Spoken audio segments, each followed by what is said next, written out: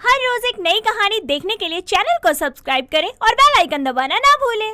भारत एक ऐसा देश है जहाँ शादी हो या जन्मदिन या कोई भी खास अवसर, यहाँ के लोग हर खुशी की शुरुआत मीठे से करते हैं। दिल्ली के करोल बाग में रहने वाली प्रतिभा मीठी चीजें खाने की बेहद शौकीन थी और उसे सबसे ज्यादा पसंद था मुरब्बा। जहाँ सभी त्योहारों में वो मुरब्बे से मुंह मीठा करती थी, तो वहीं दिवाली पर भी वो मुरब्बा खाकर ही अपना पूरा पेट भर लेती थी। ऐसे ही आज भी वो अपनी माँ मोहिनी के साथ बाजार जाती है और अपनी माँ से बोलती है, माँ वो देखो मेरे फेवरेट टेस्टी मुरब्बे, माँ जल्दी से खरीद दो ना प्लीज, मुझे खाना है, मेरे मुंह में पानी आ रहा है। प्रतिभा, अभी घर पर एक डब्बा मुरब्बा है, वो तो खत्म कर ले पहले। माँ वो अदरक वाले मुरब्बे हमने आपके लिए खरीदे थे, मैंने मेरे हिस्से का खत्म कर लिया, बाकी आपके बचे हैं। अभी मुझे ये आम वाला मुरब्बा खाना है, जल्दी चलो। ये लड़की कभी मेरी बात नहीं सुनती, बस अपनी ही जिद करती रहती है। त्योहारों पर भी मुरब्बे से पेट भर लेती है और बाजार में भी मुरब्बे खाने हैं इसे। आ जाओ, ताजा खट्टा मीठा मुरब्बा ले लो। आ जाओ भाइयों बहनों, मुरब्बा खाओ और सेहत बनाओ। ये करे गैस की समस्या को दूर, आँखों की रोशनी बढ़ाए।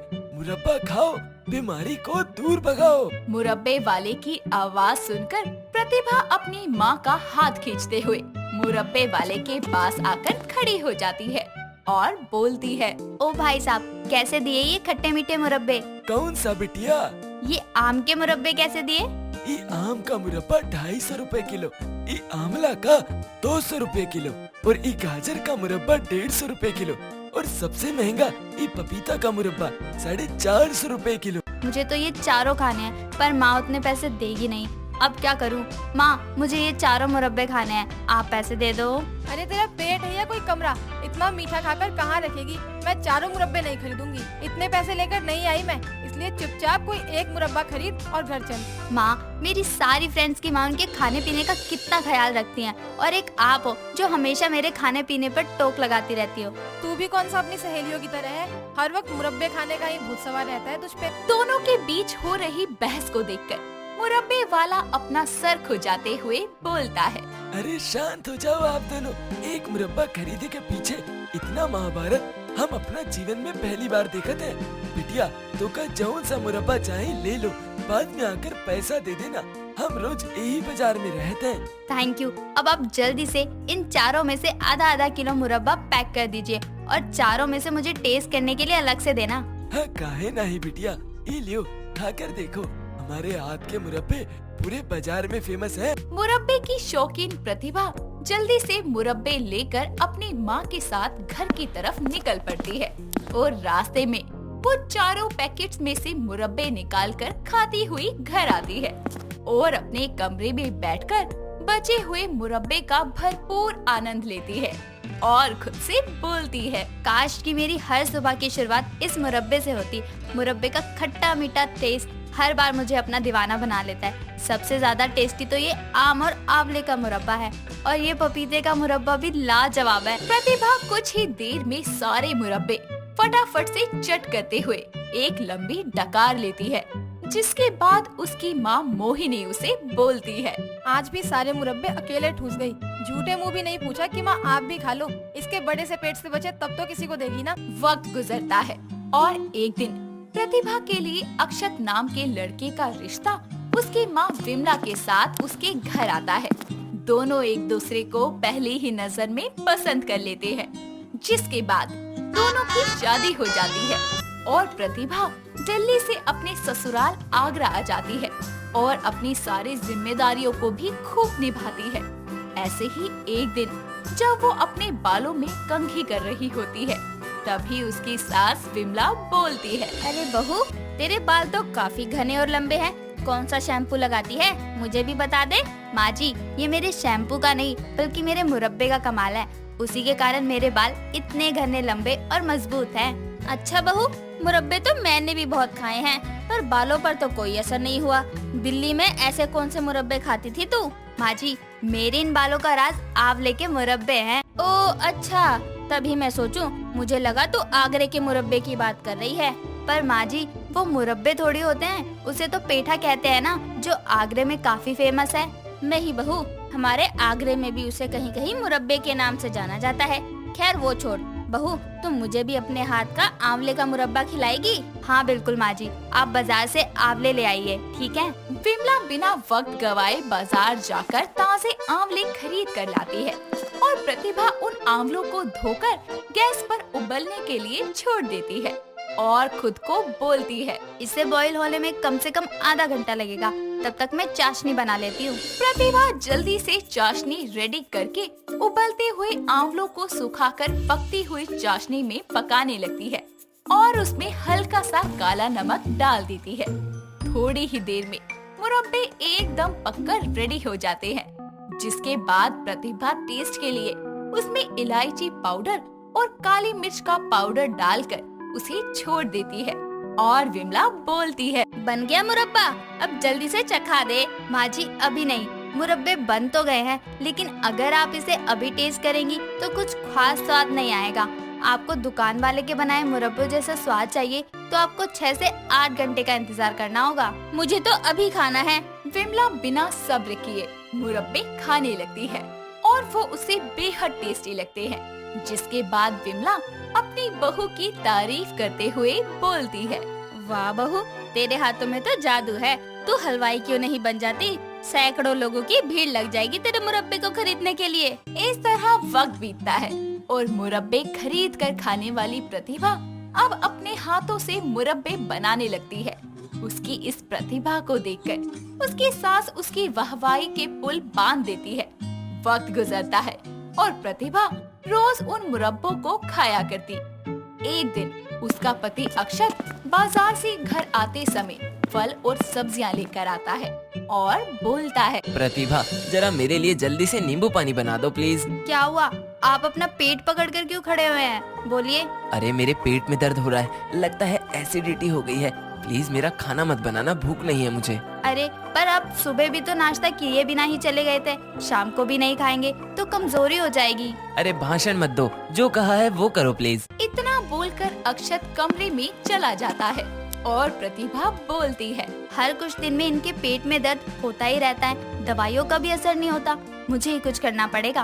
प्रतिभा ये सोच ही रही होती है कि तभी सब्जियों में उसे कच्ची कैरी, पपीते और नींबू नजर आते हैं, जिसे वो जल्दी से अपने हाथों में लेकर बोलती है, अब अक्षत के पेट की समस्या कैसे दूर करनी है वो मैं अच्छे से जानती हूँ। इतना बोलकर प्रतिभा जल्दी से कैरी, नींबू और पपीते को धोकर काफी मेहनत करके उनका मुरब्बा रेडी करती है और अगले दिन वो अपने पति अक्षत से बोलती है, अक्षत इसमें से जो मुरब्बा तुम्हें ज्यादा पसंद आए उसे खा लो। मैं यहाँ परेशान हूँ और तुम्हें मुरब्बे खिलाने की सोच रही है। ये कोई खास ओकेजन नहीं है जो तुम मीठा खिला रही हो। ये सिर्फ मुरब्बे नहीं बल्कि तुम्हारी पेट की समस्या का इलाज है। मेरे लिए बस इसे 1 हफ्ते खाकर देखो। अरे खा ले बेटा, देख मेरे बाल भी बहू के आंवले की मुरब्बे के कारण एकदम सही हो गए हैं। मुझे बहू पर भरोसा है, जब वो कह रही है तो एक बार ट्राई करने में क्या जा रहा है। ठीक है माँ, तुम कहती हो तो ये भी करके देख लेता हूँ। इस तरह अक्षत लगातार रोज उन मुरब्बों को खाने लगता है, जिसके बाद उसके पेट का कब्ज, गैस, भूख ना लगने की समस्या और वीक इम्यून सिस्टम एकदम ठीक हो जाता है और अक्षत बोलता है, थैंक यू सो मच प्रतिभा, तुम्हारे हाथ के बने इन मुरब्बों के कारण मैं एकदम फिट हो गया और मेरे स्टमक की प्रॉब्लम भी गायब हो गई। अरे इसमें मेरे हाथों का कोई कमाल नहीं, कमाल तो इन मुरब्बों का है। वो कैसे? क्योंकि इन सभी मुरब्बों का अलग ही फायदा है, क्योंकि आंवले के मुरब्बे खाने से बाल मजबूत और घने होते हैं और ये मुरब्बा कोलेस्ट्रॉल लेवल भी कम करता है। पर तुमने मुझे आंवले का नहीं बल्कि आम, पपीता और नींबू का मिक्स मुरब्बा खिलाया था, उसका फायदा बताओ। आम के मुरब्बे ने ही तो आपकी एसिडिटी को खत्म किया और नींबू के मुरब्बे से ब्लड प्रेशर की और डाइजेशन सिस्टम की प्रॉब्लम जड़ से खत्म हो जाती है और पपीते के मुरब्बे की तो बात ही निराली है। तब भी तो मैं कहूँ क्या कि तुम कभी बीमार क्यों नहीं होती, तुम्हारी फुर्ती और हेल्थ का राज ये मुरब्बा है। यही समझ लीजिए, मेरे लिए तो मिठाई भी यही है और दवाई भी यही है। इस तरह मुरब्बे की शौकीन बहू अपने मुरब्बे से न सिर्फ अपनी सास बल्कि अपने पति की भी सभी परेशानियों को खत्म कर देती है, जिसके बाद उन्हें भी पूरी तरह से मुरब्बे का चस्का लग जाता है। वत्सल एक बहुत ही हैंडसम और पढ़ा लिखा लड़का था। वो वीना नाम की लड़की से बेहद प्यार करता था। ऐसे ही एक दिन वत्सल का दोस्त वीरेन उसे अपनी शादी में बुलाता है और बोलता है, थैंक यू यार, तू आ गया, मुझे तेरी मदद की बहुत जरूरत है। हाँ यार बोल ना, तेरे लिए तो जान भी हाजिर है। यार तुझे आज मेरी जगह मंडप पे बैठना होगा। अरे ये क्या कह रहा है तू? संभाल लेना भाई। इतना कहकर वीरेन खिड़की से कूदकर भाग जाता है और वत्सल को वीरेन की होने वाली बीवी आरोही से शादी करनी पड़ती है। वो ना चाहते हुए भी ये शादी करता है और आरोही को अपने घर ले आता है। ऐसे ही समय बीतता जाता है और एक दिन, अजी सुनते हो, आज आप ऑफिस मत जाइए ना। क्यों, क्या हुआ? बस आज आपके साथ क्वालिटी टाइम स्पेंड करने का बहुत मन कर रहा है। अच्छा तो ये बात है। नहीं, आज नहीं हो पाएगा क्योंकि मुझे बहुत इम्पोर्टेंट काम है। इस तरह वत्सल बहाना बनाकर घर से निकल जाता है, लेकिन वो रास्ते में देखता है कि एक मिशा नाम की लड़की नदी में कूदकर आत्महत्या करने की कोशिश कर रही है। तो वो उसके पास जाता है और उसकी जान बचाकर बोलता है, अरे पागल हो गई हो क्या, जो खुदकुशी करने जा रही हो? अरे जिंदगी कितनी कीमती है, तुम्हें पता नहीं है क्या? आखिरकार मिल ही गया वो जिसका मैं कब से इंतजार कर रही थी। तुम ही हो मेरे सच्चे जीवन साथी। ये क्या बदतमीजी है? भला कौन सा जीवन साथी? अरे मुझे पंडित जी ने कहा था आज के दिन इस शुभ घड़ी में जब मैं खुदकुशी करने का नाटक करूंगी तो जो इंसान आकर मेरी जान बचाएगा वही मेरा सच्चा जीवन साथी होगा। ओ मैडम, दिन में सपने देख रही हो क्या? हटो यहाँ से, पता नहीं कहाँ से आ जाते हैं। देखो, अगर तुमने मुझसे शादी नहीं की ना तो मैं सच में अपनी जान दे दूंगी। अरे यार ये पागलपंती है, हद है यार, कहाँ फंस गया मैं? जल्दी हाँ बोलो, नहीं तो मैं नदी में कूद जाऊंगी। अरे हाँ यार, करूँगा शादी, बस मेरी माँ जान मत दो अपनी। इस तरह मजबूरी में आकर वत्सल को मिशा से शादी करनी पड़ती है। साथ ही वो उसके लिए अपने ही घर की बिल्डिंग में एक अलग फ्लैट खरीद देता है और मिशा उस फ्लैट में शिफ्ट हो जाती है। ऐसे ही दिन बीतते जाते हैं और एक ही बिल्डिंग में रहने की वजह से मिशा और आरोही दोनों अच्छी दोस्त बन जाती हैं। वक्त बीतता जाता है और वत्सल अपनी गर्लफ्रेंड वीना, जिसे वो दिल से चाहता था, उससे शादी करने का फैसला करता है और थोड़े ही दिनों बाद वो उससे कोर्ट मैरिज कर लेता है। साथ ही वो उसे भी सेम बिल्डिंग में रखता है जहां उसकी बाकी की दोनों बीवियां रहा करती थी। वक्त के साथ साथ वो तीनों अच्छी दोस्त बन जाती हैं। ऐसे ही एक दिन वत्सल ऑफिस से सीधा मिशा के घर उससे मिलने आता है। क्या हुआ, आज आने में बड़ी देर लगा दी? हाँ यार क्या करूँ, पहले हेड ऑफिस, फिर ब्रांच ऑफिस, फिर एरिया ऑफिस। हाय, कितना काम करती हो, मेरा कितना ख्याल रखती हो। भगवान ऐसा पति सबको दे। वैसे आज खाने में क्या बना है? खीर पूरी छोले, तुम्हारा फेवरेट। वाह, थैंक यू जान। अच्छा मैं अभी चेंज करके आता हूँ। ऐसा कहकर वत्सल कमरे में चला जाता है। तभी उसके फोन पर वीना का कॉल आता है और जब मिशा कॉल उठाने के लिए जाती है तो तुरंत वत्सल वहां आ जाता है और उसे ऐसे देखकर मिशा बोलती है, अरे भाग कर तो ऐसे आए हो जैसे तुम्हारी गर्लफ्रेंड का कॉल आया हो। अरे नहीं बेबी, क्लाइंट है। ठीक है, मैं खाना लगाती हूँ, जल्दी आना। ठीक है, क्या हुआ वीना? डार्लिंग, कल मेरा बर्थडे है, तुम जल्दी आ जाना घर पर। अच्छा सच में? ठीक है वाइफी, मैं बिल्कुल तुम्हारे लिए देखना कितनी अच्छी पार्टी ऑर्गेनाइज करता हूँ। सच्ची? तो किसी दे दो जल्दी से फिर। ओके। क्या था ये, किसे किसियां कर रही हो तुम फोन के ऊपर? अरे फोन को अरे बहुत बड़ा असाइनमेंट मिला है। इस तरह अगले दिन वत्सल वीना के जन्मदिन की सारी तैयारियां अच्छे से करता है और अपने दोस्त अर्नब को भी वहां बुला लेता है, जो कि वत्सल का सारा सच पहले से ही जानता था। तो वही वीना भी मिशा और आरोही दोनों को ही अपने बर्थडे पर इनवाइट करती है। शाम को जब सब कुछ अच्छे से चल रहा होता है तभी घर की डोरबेल बजती है और अर्नब जब दरवाजे के हॉल में से देखता है तो उसके होश उड़ जाते हैं, क्योंकि दरवाजे पर कोई और नहीं बल्कि वत्सल की दोनों बीवियां होती है। वो तभी वत्सल के पास जाकर उससे बोलता है, भाई मीशा और आरोही दोनों बाहर हैं। क्या? हाँ भाई, तेरी दोनों बीवियां तीसरी से मिलने आई हैं। अरे कौन ले आया इन आफ्तों को यहाँ? अरे मुझे क्या पता। अर्नब, खड़े क्यों हो? दरवाजा क्यों नहीं खोलते? कोई कब से घंटी बजाई जा रहा है। चलो रहने दो, मैं ही खोल देती हूँ। वीना दरवाजा खोलती है। वत्सल और अर्नव दोनों छुपने की कोशिश करते हैं, लेकिन जब उन्हें कोई जगह नहीं मिलती तो अर्नव उसे जोर से धक्का देता है और वत्सल का मुंह सीधा जाकर टेबल के ऊपर लगता है। मिशा, आरोही और वीना जब उसे ऐसे देखती हैं, तो वो तीनों बहुत हैरान हो जाती है। और तभी अर्नव बोलता है, अरे भाई, तूने ये क्या किया? सारा केक अकेले ही खा लिया और अपने चेहरे पर भी लगा लिया। तू तो बिल्कुल पहचान में ही नहीं आ रहा। क्या सच में? Happy birthday to you. लेकिन आपने अपने चेहरे पर केक क्यों लगा लिया? वो क्या है ना, आज तुम्हारा बर्थडे है, जब तुम्हें केक लगाया था इसलिए मैंने सोचा कि मैं खुद को केक लगा लूं। अच्छा चलो, हम सब एक काम करते हैं, सेल्फी लेते हैं केक वाली। हाँ हाँ ठीक है, मैं अभी क्लिक करती हूँ।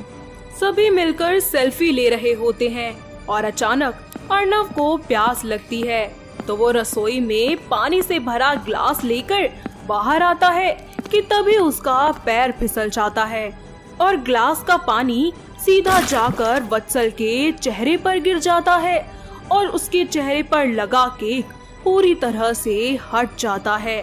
जिसके बाद वत्सल का चेहरा देखकर आरोही और मिशा के होश उड़ जाते हैं। अरे तुम दोनों मेरे पति को कैसे जानती हो? तुम तो इनसे पहली बार मिल रही हो, क्योंकि ये मेरे पति हैं। नहीं, ये मेरे पति हैं। सब शांत हो जाओ, मैं बताता हूँ पूरी बात क्या है। नहीं नहीं भाई, तू चुप हो, मैं बताता हूँ भाभी को। भाभी, एक बार मेरी बात तो सुन लीजिए। नहीं अर्नब, अब सबको सच बताने का टाइम आ गया है। वत्सल सबके सामने सारा सच बताता है कि किस तरह पहले उसे आरोही और फिर मिशा से शादी करनी पड़ी, जिसके बाद उसने खुद अपने प्यार को पाने के लिए वीना से शादी की। वत्सल की सारी बातें सुनने के बाद मिशा और आरोही को अपनी गलती का एहसास होता है।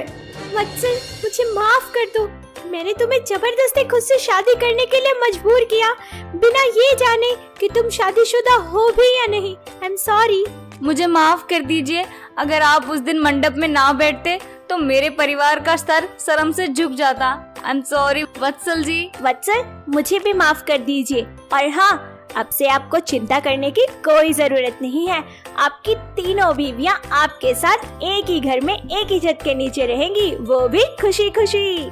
इस तरह सब कुछ ठीक हो जाता है और वत्सल अपनी तीनों बीवियों के साथ खुशी खुशी जिंदगी में आगे बढ़ता है, जहां उसकी तीनों बीवियां एक दूसरे से वत्सल का प्यार पाने के लिए और उसका साथ पाने के लिए कभी कभी झगड़ा भी किया करती थी।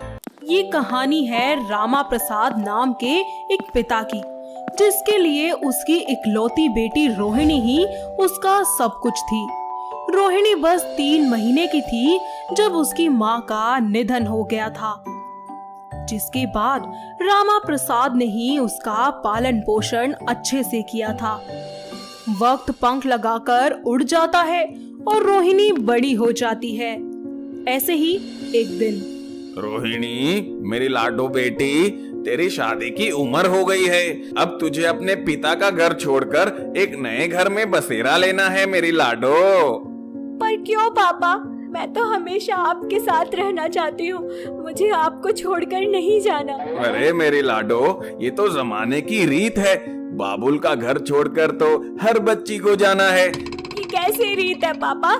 जिसका हाथ पकड़कर चलना सीखा, जिसके कंधे पर बैठकर मैंने पूरी दुनिया देखी, जिसने मुझे सब अच्छा बुरा सिखाया, उसी का साथ छोड़कर चली जाऊं? रोहिणी अपने पिता के गले लगकर रोने लगती है और ऐसे ही कुछ वक्त बीतता जाता है और रोहिणी के लिए एक अजय नाम के लड़के का रिश्ता आता है, जो अपनी विधवा माँ सुगना देवी के साथ रोहिणी के घर आता है उसे देखने और रिश्ता पक्का करने के लिए। सभी घर वाले रोहिणी और अजय को एक दूसरे के लिए पसंद कर लेते हैं और तुरंत उनका रोका करके 1 महीने बाद शादी की डेट फिक्स कर चले जाते हैं। ऐसे ही कुछ दिन बीत जाते हैं और अजय की माँ रोहिणी के पिता को फोन करती है और उनसे बोलती है, भाई साहब, शादी का दिन बहुत करीब आ रहा है, तो इसीलिए सोचा मैंने कि आपको बता ही दूं अब। हाँ जी, बोलिए बहन जी। जी देखिए भाई साहब, बिल्कुल साफ सुथरा बोलती हूँ मैं। हम लोग दहेज के बहुत खिलाफ हैं, मगर हमारे लड़के की खुशी के खातिर आपसे बोलना पड़ रहा है मुझे। तो वो चाहता है कि आप उसको एक कार और ज्यादा नहीं, मोटी सी सोने की चैन और एक भारी सी सोने की अंगूठी। हैं? इतना सब? अरे ये तो कुछ भी नहीं है भाई साहब, ये तो देखिए कि हमारा लड़का डॉक्टर है, ऊपर से इतने अमीर खानदान से हैं हम लोग। लेकिन मैं इतने पैसे कैसे दूंगा? फिर तो आप अपनी लड़की के लिए कोई फैक्ट्री में काम करने वाला लड़का ही देख लीजिए। अरे नहीं नहीं बहन जी, आप ना शादी की तैयारियां कीजिए, मैं सब दे दूंगा मैं सब। रामा प्रसाद किसी तरह से अपना घर गिरवी रखकर पैसों का इंतजाम करता है और डिमांड की हुई सभी चीजों को अपने घर में लाता है।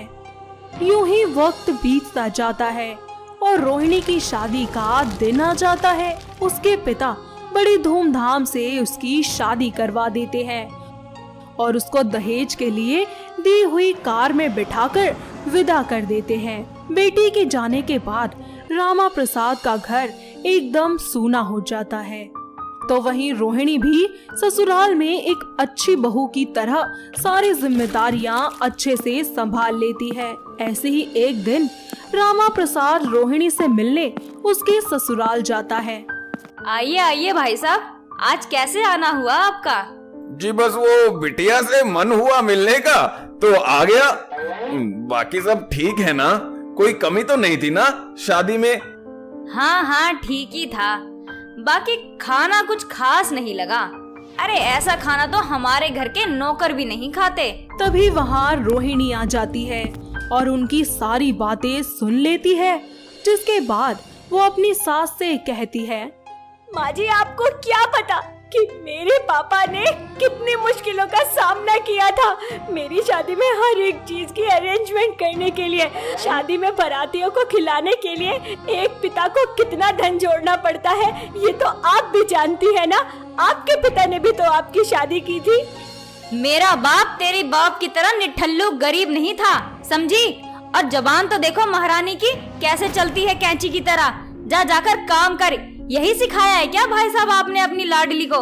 नहीं बहन जी, अरे ये बच्ची है, थोड़ी नादान है, गुस्सा मत कीजिए आप। अरे कैसे ना करूं? अरे दफा हो जाओ अपनी इस नालायक बेटी को लेकर यहाँ से। मैं अपने बेटे की शादी दूसरी करवा दूंगी। नहीं बहन जी, ये क्या बोल रही हैं आप ऐसा मत कीजिए, मेरी लाडो की जिंदगी खराब हो जाएगी। ठीक है, पर अपने सर की पगड़ी उतारकर मेरे पैरों में रखकर नाक रगड़कर माफी मांगो, तभी आपकी बेटी को स्वीकार करूंगी मैं। नहीं पापा नहीं, आप ऐसा कुछ नहीं करेंगे। आपकी पगड़ी आपका सम्मान है पापा। नहीं तो फिर दफा हो जाओ मेरे घर से। नहीं मैं सब करूंगा, बस आप मेरी बेटी को स्वीकार कर लो। मैं आपके आगे हाथ जोड़ता हूँ बहन जी। रामा प्रसाद अपने सर की पगड़ी उतारकर और रोते हुए हाथ जोड़कर उनसे माफी मांगता है। सुगना देवी उसकी पगड़ी को पैरों तले रोन देती है और रोहिणी को घर पर रहने की इजाजत दे देती है। रामा प्रसाद अपनी रोंदी हुई पगड़ी उठाकर वहां से चला जाता है। ऐसे ही वक्त बीतता जाता है। सुगना देवी आए दिन रामा प्रसाद से कुछ ना कुछ महंगी डिमांड करती ही रहती थी। अपनी बेटी की खुशहाली और सुख के लिए वो किसी न किसी तरह उसकी सारी डिमांड्स को पूरा करता था और गलती से भी कुछ रह जाता तो सुगना देवी अपनी बहू रोहिणी पर अत्याचार करती थी, उसे मारती थी, पीटती थी। ऐसे ही एक दिन, अरे ओ पापन, कहाँ है तू? यहाँ। जी माँ जी कहिए। अपने उस गरीब निठल्लू बाप को फोन लगा और उसे बोल कि हमें 50 लाख कैश चाहिए, वो भी 1 हफ्ते के अंदर। क्या? नहीं माँ जी, मेरे पापा इतने सारे पैसे कहाँ से लाएंगे? तो एक काम कर, निकल जा अभी की अभी मेरे घर से और मर जाके अपने उस गरीब निठल्लू बाप के पास, समझी? सुगना देवी पहले तो रोहिणी के साथ मारपीट करती है, फिर उसे धक्के देकर घर से निकाल देती है। रोहिणी रोती बिलखती हुई अधमरी हालत में अपने पिता के घर आ जाती है और उनके गले से लिपटकर रोने लगती है। तभी रामा प्रसाद बोलता है, अरे अरे मेरी लाडो, क्यों रो रही है तू? किसने किया तेरे साथ ये सब? पापा मुझे मेरी सास ने घर से निकाल दिया। मैं नहीं जाऊंगी उस घर में दोबारा। उन्होंने मेरी आंखों के सामने आपकी पगड़ी को पैरों में रोन दिया, तब भी मैं चुप रही। उन्होंने मुझ पर इतना जुल्म किया, तब भी मैं चुप रही। लेकिन अब नहीं पापा, अब मैं वहाँ नहीं जाऊंगी। अरे मेरी लाडो, तू शांत हो जा। तेरा बाप है ना, तेरे साथ इतना कुछ हुआ, तूने कभी कुछ नहीं मुझे कहा। अरे मेरी फूल सी बच्ची पर इतना जुल्म किया तेरे ससुराल वालों ने, मैं उनको नहीं छोड़ूंगा। तू देखियो लाडो, उनको कड़ी से कड़ी सजा दिलवाऊंगा मैं। इसके बाद रामा प्रसाद रोहिणी के ससुराल वालों के खिलाफ अदालत में दहेज प्रताड़िता का केस दर्ज करवाता है। बाद में सगुना देवी और उसके बेटे अजय को 10 साल की सजा हो जाती है। इतना सब होने के बाद सुगना देवी और उसके बेटे अजय को अपनी गलती का एहसास हो जाता है। दोस्तों, अगर आपको ये कहानी पसंद आई तो इसे लाइक करें, शेयर करें और कमेंट करके बताएं कि कहानी में आपको सबसे अच्छा क्या लगा।